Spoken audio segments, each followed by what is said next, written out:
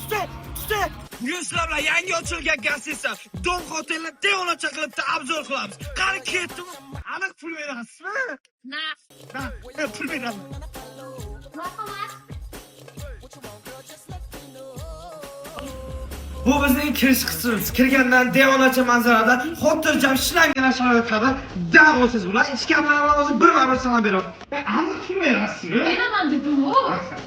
Bizning gazetsamizda siz xohlaganingizcha kofelar va shiringina mahsulotlarni yeb ko'rsangiz bo'ladi.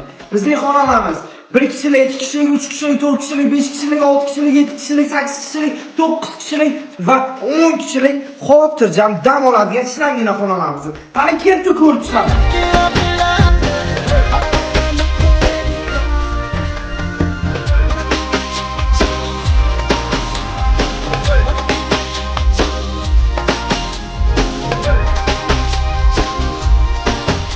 Bizning yig'ilamiz shinamgina xonalarimizdan biri. 2 kishilik oilaviy xonamiz ekan. Bemalol kelaverasizlar, dushlar ham devorchi. Siz aniq pul berasizmi? Ey. Xit qilib olding-da, hay.